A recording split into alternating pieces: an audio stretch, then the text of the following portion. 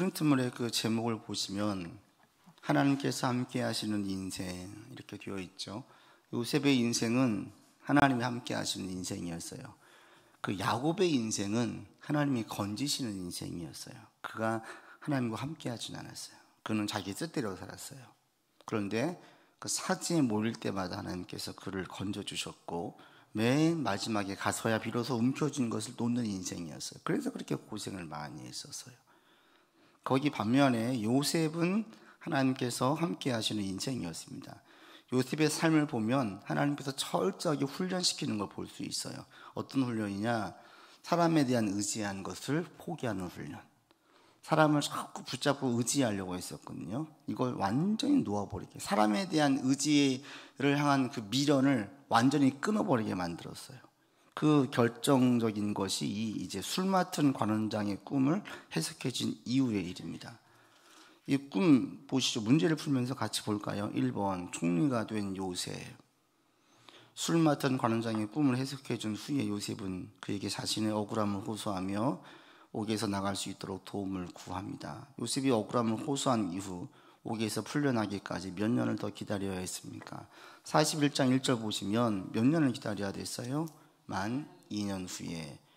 요셉은 은근 기대했겠죠. 술을 맡은 관원장이 왕에게 얘기해서 왕이 자신을 허락만 해주면 왕보다 힘센 자가 없으니까 자신이 자유인도 될 수 있겠구나, 이런 기대를 가졌어요. 그런데 2년이라는 시간 동안 깜깜무소식인 거죠. 2년이라는 시간은 뭘 의미하겠습니까? 저 술 맡은 관원장이 나를 잊어버렸구나, 나를 기억하지 않는구나, 나는 더 이상 여기에서 나갈 수 있는 희망이 없구나, 이 신랄 같은 희망도 다 끊어버리게 만들었어요.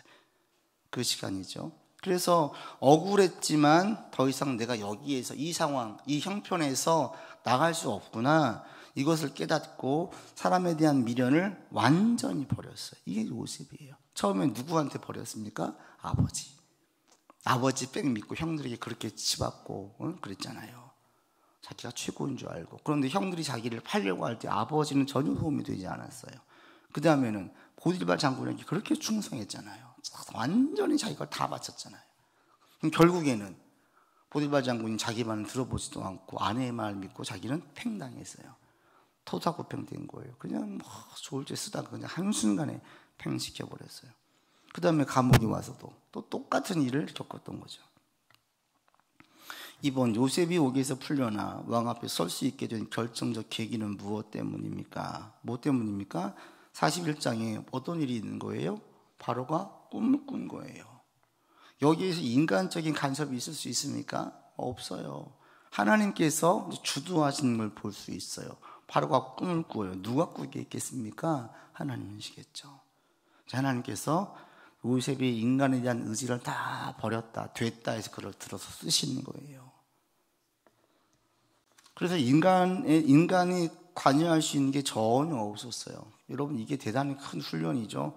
신앙생활도 결국은 이 문제 같아요. 내가 누굴 더 의지하느냐. 여러분이 하나님보다 무엇인가를 더 의지하면 그게 우리한테 우상이 되는 거예요. 그때부터 신앙이 걸림이 되고 우리 발목을 잡아요. 가장 그 부모들한테 가장 큰 우상이 뭐예요? 자식이에요. 자식. 하나님보다 자식을 우선할 때가 있어요. 신앙보다는 자식을 우선할 때가 있어요. 자식의 성공을 위해서 하면 부모는 다 자기를 불살라 내놓을 수 있거든요. 그러다 보니까 신앙에 있어서도 잘못된 열심과 사랑으로 아이들을 막 올인하다가 나중에 가서 후회하는 경우가 많아요.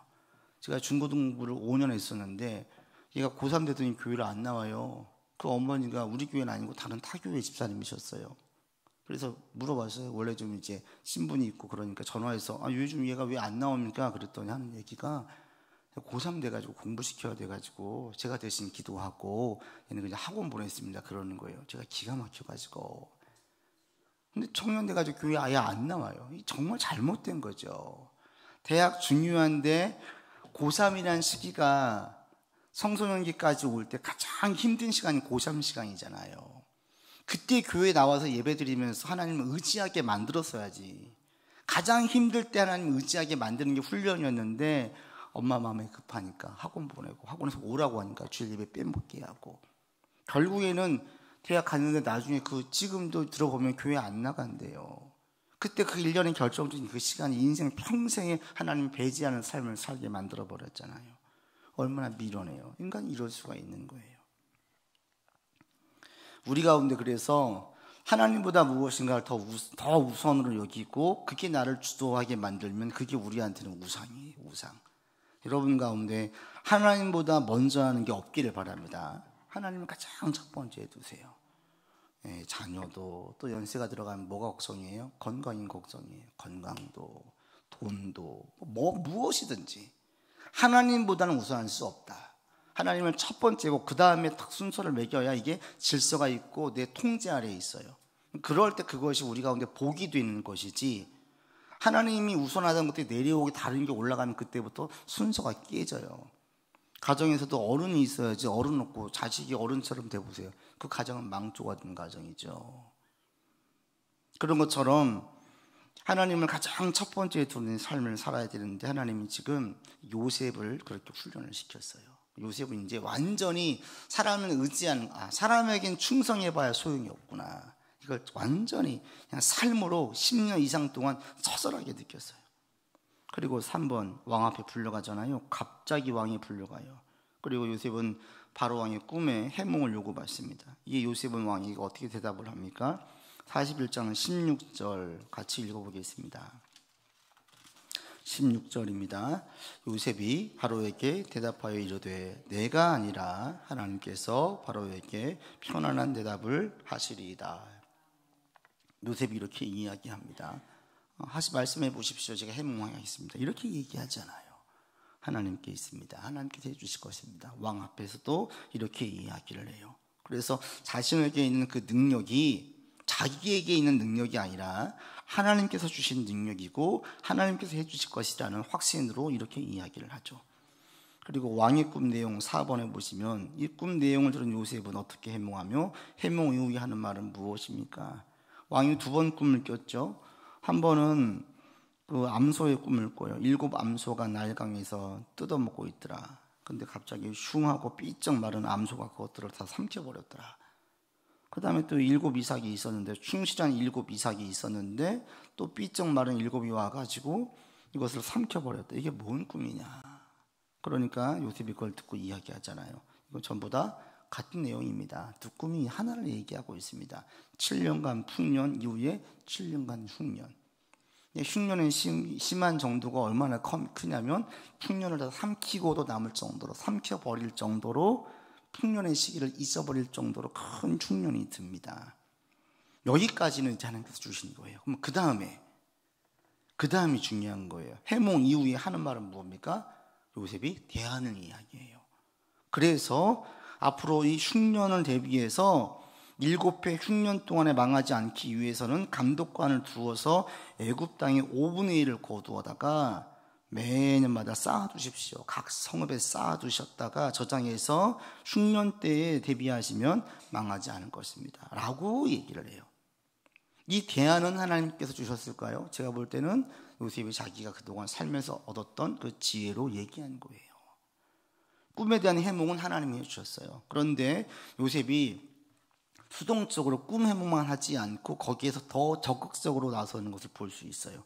이게 요셉이 13년 동안의 삶을 살면서 얼마나 충성스럽게 주도적으로 살았는지를 알 수 있어요. 어떤 문제가 있을 때 보면 문제를 해결하는 사람들을 보면 저 사람은 인정을 받겠다, 인정받지 못겠다, 이게 보여요. 교회에서도 보여요.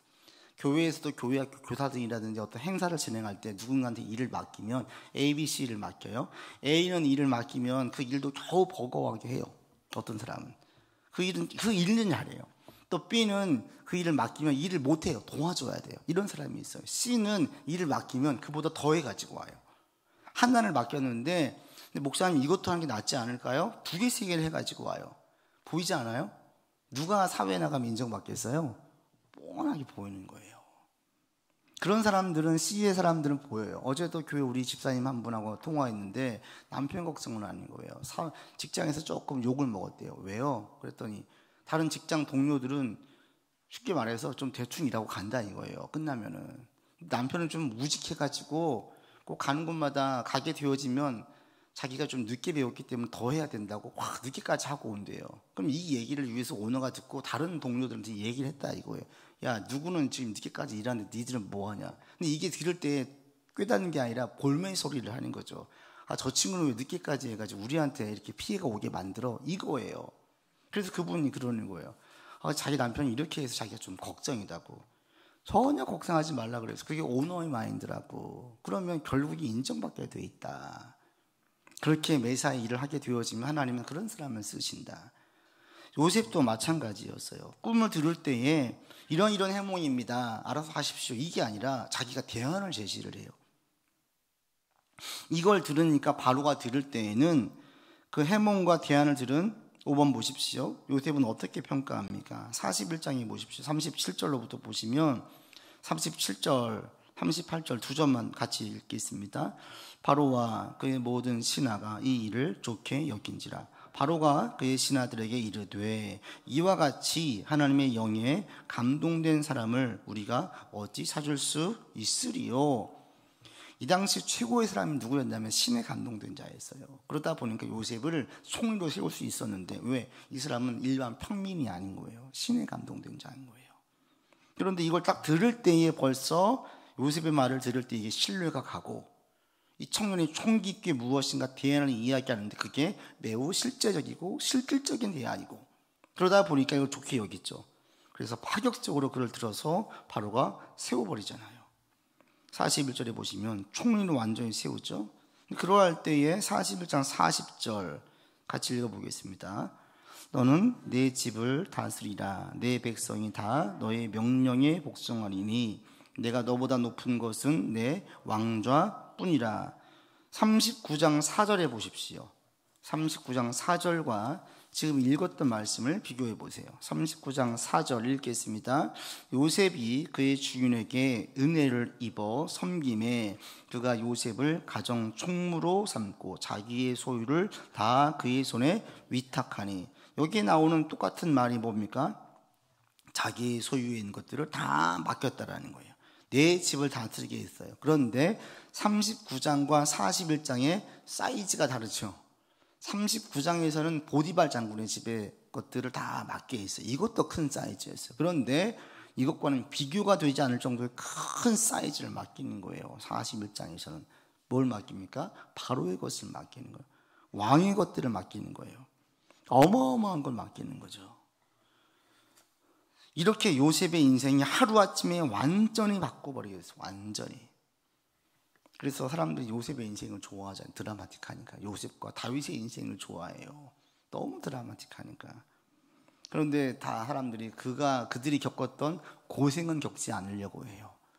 고생을 겪지 않고 이렇게 드라마틱한 인생을 살 수 없습니다. 고생 없이 평범하게 살든지 큰 사람이 되고자 하면 큰 고생을 해야 돼요. 왜 주야가 나와있습니다. 우리의 삶이 그렇지요. 우리 가운데 다 잔식을 이름 지을 때 어떤 분은 미국에서도 요셉과 데이빗, 조셉, 데이빗 이름이 제일 많은데 왜 그래요? 이렇게 좋은 사람, 훌륭한 사람 되라고. 그럼 자식들이 힘들 때 그걸 이겨내게 해야 되는데 막 안쓰러워하는 거죠. 7번, 요셉이 애굽의 총리가 될 때 나이가 몇입니까? 형제에게 팔린 이후 얼마나 고생을 했습니까? 41장 46절에 보시면 드디어 모든 고통이 끝나고 시작되어질 때가 몇 살입니까? 46절에 보십시오. 몇 살로 나와 있어요? 30세. 요셉의 형들에 팔렸을 때 나이가 대충 몇 살이냐? 39장 4절에 보십시오. 요셉의 나이가 하나 나와 있어요. 아니 37장 2절 보십시오. 요셉이 몇 살로 나와 있어요? 17살. 그죠? 17세 때 아빠 심부름으로 형들과 꿈꾸고 가요. 몇 년이 지났습니까? 13년 지났어요. 최소 10년 이상 동안 요셉이 그렇게 고생을 했어요. 이 고생이 그냥 고생이 아니에요. 끝이 안 보이는 고생이에요. 그죠? 여러분에게 너 10년만 눈 딱 감고 고생해라. 내가 너 들어쓸게. 참을 수 있어요. 물론 10년도 힘든데 그래도 견딜 수 있는 사람들은 더 많아요. 그런데 언제인지 모르겠지만 때가 되면 내가 너 쓸게 이러고 그냥 무조건 고생을 시키면 못해요. 이게 여간 힘든 게 아니에요. 요셉은 지금 기약 없이 고생을 하고 있는데 이 형편이 점점 아무리 열심히 살면 열심히 살수록 이 형편이 나아지는 것이 아니라 더 어려워지는 거예요. 부잣집 도련님에서 종으로 팔려갔어요. 이것도 비참하죠. 이보다 안 좋은 삶이 어디 있겠어요? 그런데 종으로 팔려간 이보다 더 떨어진 삶이 있었잖아요. 노예의 삶이. 노예보단 더 없죠. 죄수의 삶이어서 죄수의 삶, 노예의 삶에서 죄수의 삶으로 완전히 바뀌어져 버렸어요. 얼마나 비참합니까? 그리고 여기서 아무리 열심히 살아도 다람쥐 쳇바퀴 인생이에요. 죄수에서 나올 수가 없어요. 누가 보디발 장군이나 큰 힘 있는 사람들이 끌어내주지 않으면 거기 감옥에서 간수장이 아무리 자기에게 호의를 베풀어도 감옥 내에서의 호의이지 자유인이 아닌 거예요. 그러니 세상 사람도 어떻게 했습니까? 술 마시고 노름할 것이고 그냥 막 살겠죠. 왜? 희망이 없으니까, 내일이 없으니까. 요셉은 이런 시간들을 보냈어요. 점점 나락으로 빠질 수 있는 생활을 할 수 있는 시기임에도 불구하고 요셉은 나락으로 빠지지 않았어요. 그죠? 그 시기를 견뎠어요. 잘 견뎠어요. 이 시간을 견딜 수 있었던 힘이 어디에 있었습니까? 우리 지난주에 제가 말씀을 드리다 말았던 그 구절에 있어요. 어디에 있어요? 요셉이 하나님과 늘 동행했어요. 하나님을 경외했기 때문에 그래요. 이게 진짜 큰 힘인 거예요. 여러분, 매일매일 나와 동행하시는 하나님, 내게 은혜를 주시는 하나님을 경험하시면 우리의 결과에 상관없이 믿음 안에 있을 수 있습니다. 결과를 중요하게 여기고 지금 주님과 동행하지 않으면 결과 좋으면 막 열심을 해요. 이게 열심도 한순간에 꺼질 수 있는 열심이에요. 결과가 좋지 않으면 그냥 하나님께 삐져가지고 예배도 등한시하고 봉사도 하지 않고 열심히 하던 사람들이 이렇게 바뀌어져요. 왜? 결과만 보니까. 정말 중요한 게 뭡니까? 지금 하나님과 동행하는 삶을 사는 거예요. 이것이 있을 때에 그 사람들이 은혜 안에 있게 돼요. 39장 9절에 가보십시오. 그걸 알 수 있는 게 딱 한 절이 있죠. 39장 9절. 보디발 장군이 자꾸 요셉을 유혹할 때 요셉이 했단 말입니다. 같이 읽겠습니다.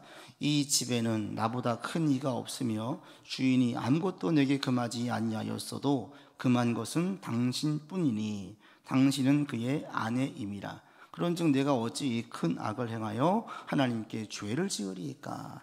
요셉이 잘못에 대해서 누구를 의식하고 있어요? 하나님이에요. 보디발 장군의 아내가 유혹해요. 너 나랑 동침하자. 안 됩니다. 제가 주인한테 신의를 버릴 수 없습니다. 주인 저에게 다 맡겼는데 이건 주인에 대한 배신입니다. 이게 보통 맞잖아요. 그런데 요셉은 마지막에 보디발 장군이 다 맡겼습니다. 그런데 이것은 행할 수 없습니다. 왜? 이것은 하나님께 죄를 저지르는 것이기 때문에 그렇습니다. 베드로가 사내들인 공의의 법정에서 똑같이 말합니다. 하나님 앞에서 내가 너희의 말을 듣는 게 옳은가 그런가 판단해라. 공의의 법정에서 베드로와 야고보, 베드로와 요한에게 말하죠. 복음을 그리스도를 증거하지 마라. 그러니까 베드로가 말합니다. 하나님 앞에서 너희 말 듣는 것이 옳은가 그런가 판단하라. 지금 베드로 앞에는 사람들이 있어요. 근데 베드로는 누구를 의식하고 있어요? 하나님을 의식하고 있어요. 이게 하나님과 동행하는 사람들이 보는 시선이에요. 반응이에요. 여러분도 이런 마음을 가지고 있으면 이런 사람들은 하나님이 인도하는 삶을 살아요. 인도하는 삶. 주님께 늘 인도함 받는 삶이 되기를 바랍니다. 야곱의 인생과 요셉의 인생이 똑같이 기가 막힌 힘든 삶을 살았습니다. 야곱은 마지막에 험악한 삶을 보냈다고 하죠. 요셉도 만만치 않아요. 그죠? 요셉도 만만치 않아요. 사실은 야곱보다 요셉이 더 힘든 삶을 살았어요. 야곱은 노예 생활을 하지 않았죠. 얼마든지 자기가 나갈 수 있었어요. 그런데 요셉은 마지막에 험한 삶을 살았다는 얘기는 하지 않아요. 감사해요. 뭐가 이런 차이를 만듭니까? 어디에 있는 것 같아요? 야곱은 철저하게 자기가 주도한 삶을 살았어요. 하나님이 시킨 게 아니에요. 하나님의 뜻에 의해서 행한 게 아니에요. 형을 속이고 아버지를 속이고 이것은 자신이 욕심을 채우기 위함이었지 하나님의 뜻이 아니었어요. 자기가 인생을 엎어버리는 거예요. 그 하나님께서 수습하신 거죠. 반면에 요셉의 인생은 하나님께서 주도하신 인생이었어요. 제가 이 본문 묵상하다가 창세기도 여러 번 강의하고 여러 번 성경 공부도 했지만 이번에 다시 한번 깨닫게 되는 게 뭐냐면 요셉이 보디발 장군에게로 노예로 팔려가게 만든 것은 누가 한 것 같아요? 저는 형들이 잘못했다라고만 생각을 했었는데 더 큰 그림에서 보니까 하나님이 하시는 거예요. 사실은 하나님이 너무 심하셨어요. 너무 나쁘셨어요. 이번에는. 왜? 요셉에게 꿈을 꾸게 했잖아요. 그죠? 그때 꿈을 꾸게 안 했으면 요셉이 이런 어려움에 안 빠져요. 요셉이 지금 자기 잘난 맛에 살고 있는 것을 하나님께서 모르셨어요? 알고 계셨어요. 그런데도 요셉에게 꿈을 꾸게 하시는 거예요. 요셉이 꿈을 꿨는데 이 입이 그냥 가만히 있지 못하겠는 거예요. 근질근질한 거예요. 자랑하고 싶어가지고.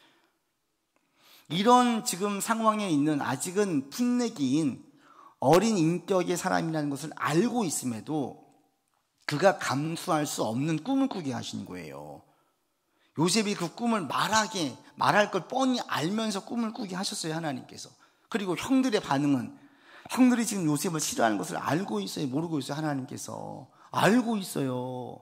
근데 꿈을 꾸게 했어요. 그럼 그 꿈을 들을 때 얘가 말할 걸 하나님은 빤히 알고 계세요. 이 꿈을 이야기하면 형들이 요셉을 싫어할 것을 빤히 알고 계세요. 그런데 꿈을 꾸게 하고 그 꿈을 말하게 하고 그걸 들은 형들은 분노하게 하고 결국엔 노예로 팔려가게 만들었어요.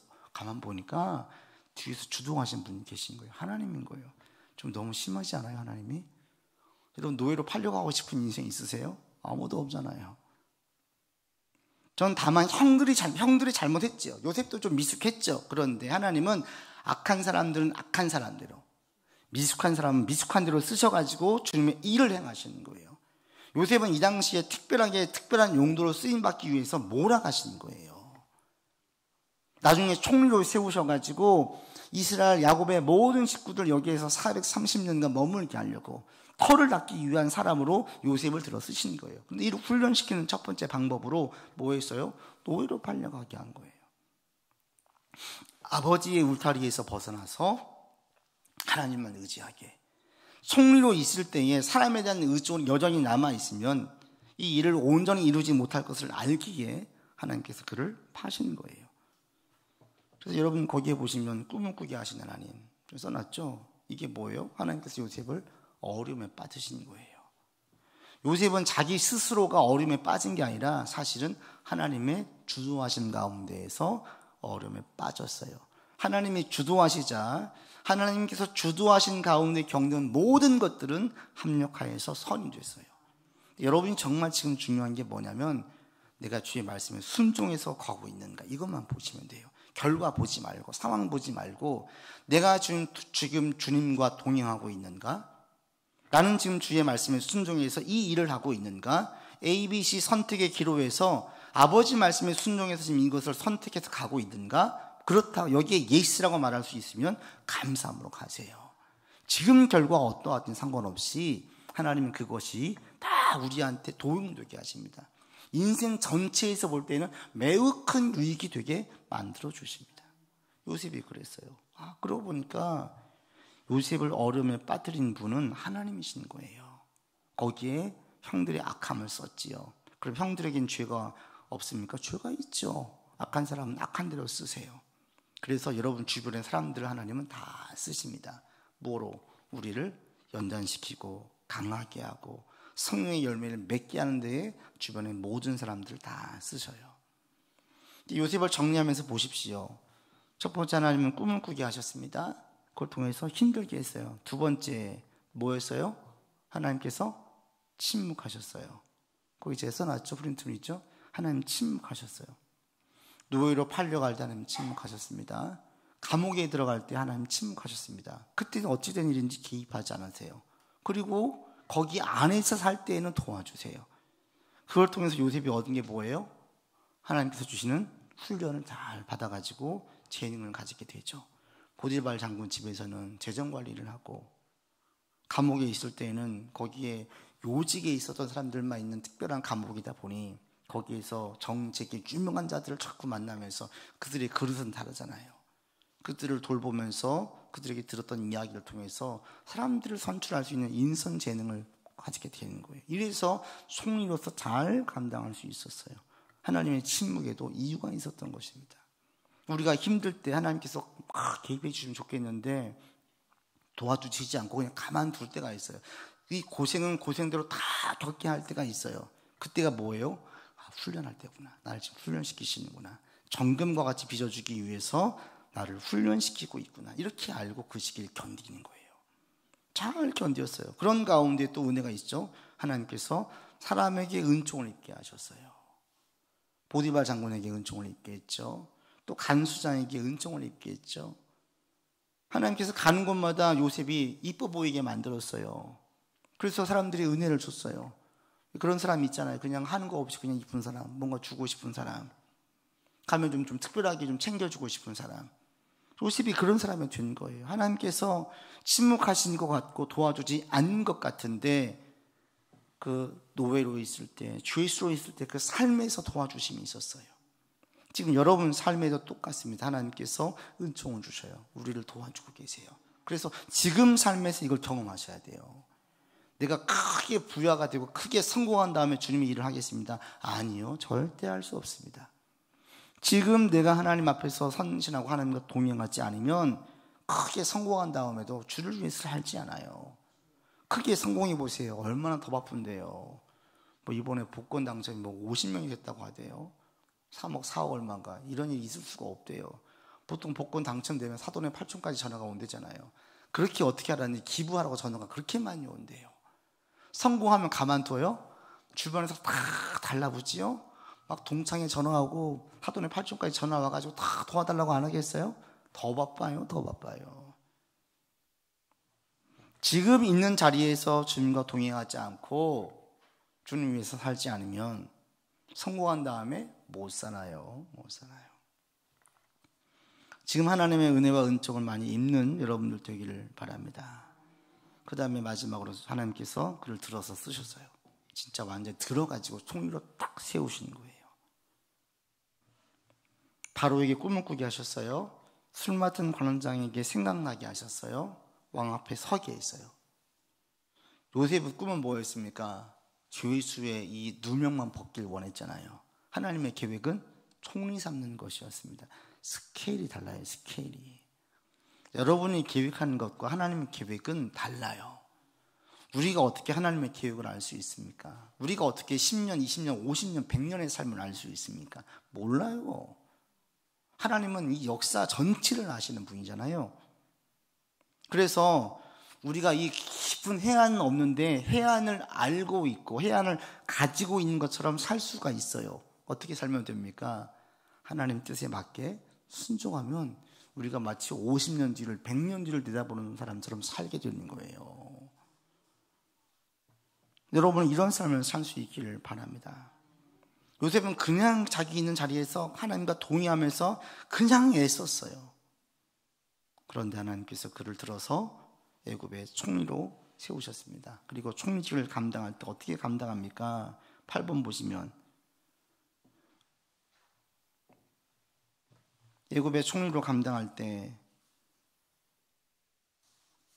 요셉이 이제 이유를 알았다고 나와 있는데 이거 이전에 제가 하나 빼먹었는데 총리가 되었을 때 9번에 있는데요. 9번 먼저 보시죠. 애굽의 총리직을 감당한 요셉에 대한 바로 왕 이집트 사람들의 평가는 어떻습니까?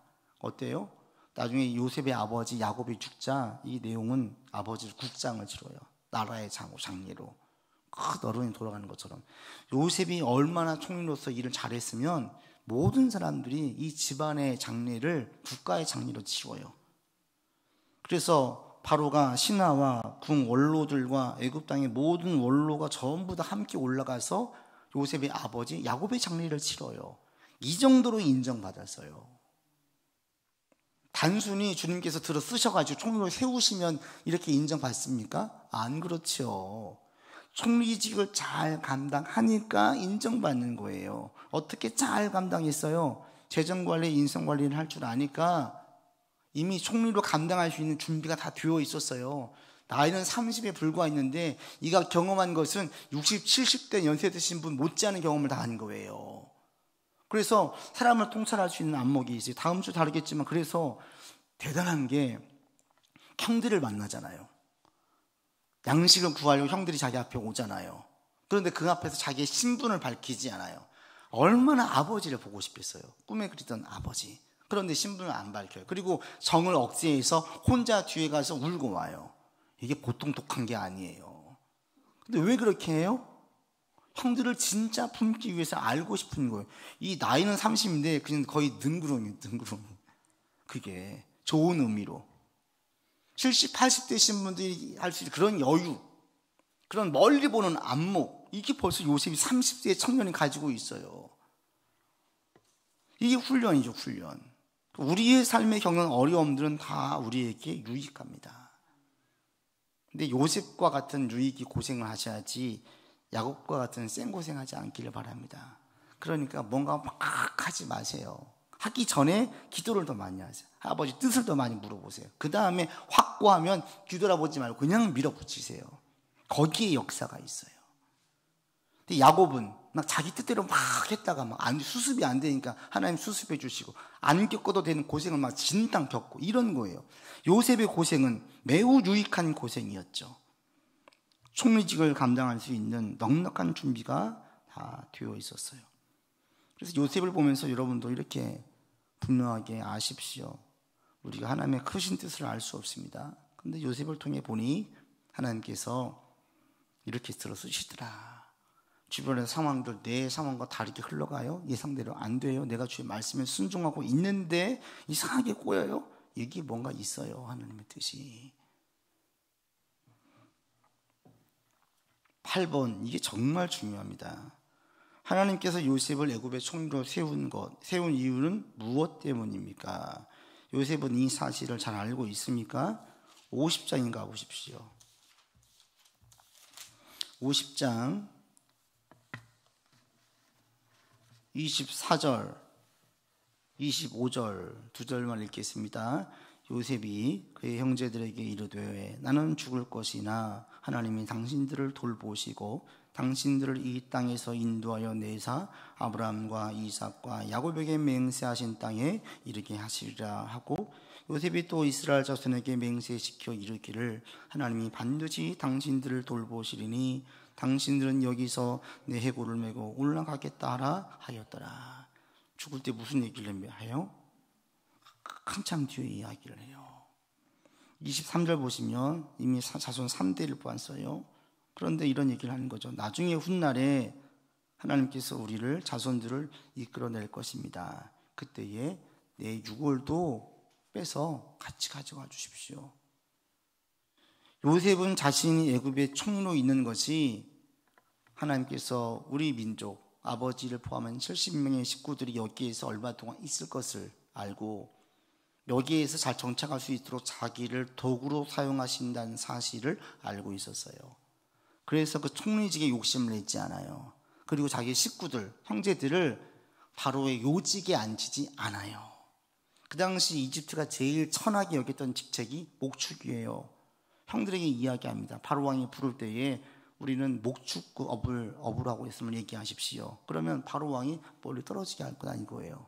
그래서 이 바로 이집트 사람들과는 관계를 맺지 않는 고센 땅에 따로 정착하게 만들어요. 왕래하지 못하게. 보통은 우리 집안에 누가 성공하면 어떻게 됩니까? 다 끌어들여야지 요직에 앉히잖아요. 다 앉히잖아요. 그래야지 맞죠. 너무 좋은 논한 자리인데 요셉은 안 그래요. 왜? 여기는 우리가 계속 정착해 살 곳이 아닙니다. 잠시 있다 떠나갈 것이니까 여기에 너무나 미련두지 마세요. 그래서 아예 고센 땅에 따로, 그래서 이집트 사람들이 이 사람들을 불러가지 않도록, 여기도 관심을 두지 않도록 그냥 왕래하지 않게 요셉이 딱 막아버렸어요. 자기도 거기에서 뭔가 엄청 해먹으려고 하지 않았어요. 그래서 요셉은 총리의 직을 잘 감당할 수 있었어요. 부정부패하지 않고 주님의 뜻을 알았기 때문에 교만하지 않을 수 있었습니다. 그러니까 어떻습니까? 이게 얼마나 대단합니까? 여호와를 경외하는 청년의 지혜가 자문서에 보면 노인의 지혜보다 승하대요. 더 뛰어나대요. 요셉이 딱 그런 사람이잖아요. 여러분에게 이런 지혜가 있기를 바랍니다. 요셉과 같은 시련은 우리 가운데 다 있어요. 우리가 믿음 안에 살면 이런 시련을 겪게 하십니다. 이 시련은 인내하고 견디고 끝까지 감당하면 돼요. 이게 우리한테 엄청 유익이 됩니다. 그런데 죄를 지으려고 정욕에 의해서 잘못된 욕심과 야망에 빠져서 겪는 어려움들은 빨리 피해야 되는 겁니다. 이것을 잘 분별할 수 있는 여러분 되시기를 바랍니다.